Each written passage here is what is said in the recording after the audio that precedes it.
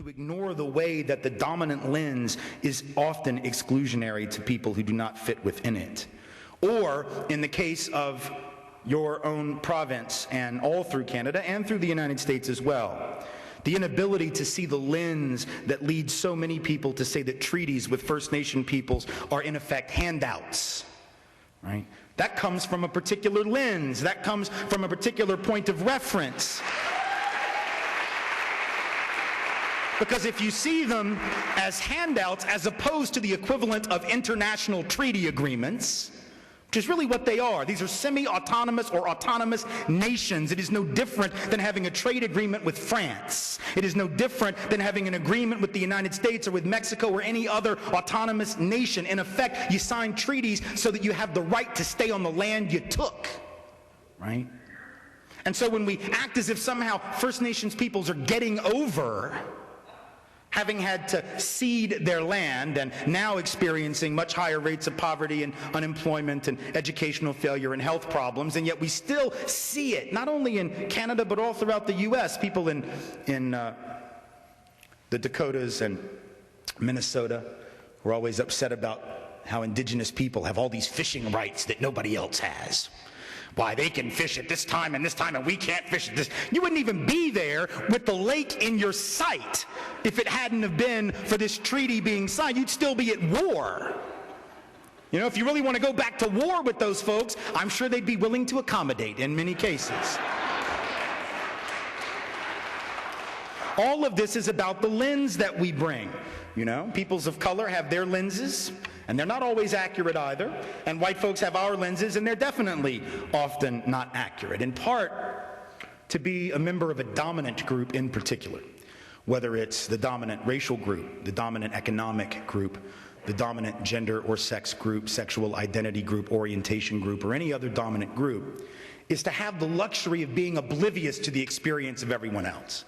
Right? So just to give you an idea of how this obliviousness works, you know, it's one thing to be in denial, I guess, about racism in 2011. Because in 2011, we can look around and we can see in most nations a certain amount of outward progress. We can see, for example, certain, in the United States, certain sort of symbolic manifestations, whether it's, you know, President Obama or, you know, Oprah Winfrey is so rich, you know, that she could, like, take all of us forcibly and just stuff us under the seats of her audience seats and give us out as parting gifts to her studio audience. And we would be, like, powerless to stop her because she's Oprah, after all. That's real. You know, it's real. That's a really powerful woman. But there's like 85 million people of color in the U.S. not named Oprah or Barack Obama, so clearly it doesn't necessarily say much about larger systemic truth, but at least I get it. Like, I get that the fact that you will now see peoples of color in positions of authority far more than you would have, let's say, 30 and 40 and 50 and 100 years ago, allows people, I think, particularly if the threshold has been set so low, you know, in terms of, or really, I guess, so high, in terms of what we realize as racism. You know, like, my understanding is there's some kind of white supremacist rally in Calgary this Saturday or something I heard about is going to happen. And, you know, and I think if that's what you think racism is that level of extremism, then it's real easy for everything else to sort of go under the bar and not be counted as racism. Because if it doesn't involve swastikas and white power salutes and burning crosses and all of this other nonsense, then it must not really be racism. So I sort of get it, even though it's not a legitimate perception. I understand why people, particularly young people, might look around and think, wow, things are really changing and racism is really not a problem. But here's the deep thing about white denial, if you will, or white obliviousness. It isn't a new thing. If it were, then we could just fill in the gaps of people's knowledge, right? That's the difference between denial and ignorance. Ignorance is just a simple state of not knowing. It's no big deal. Like, I'm ignorant about calculus, which is just a way of me saying I cannot do calculus. But I am not in denial about calculus. I am very clear I cannot do calculus.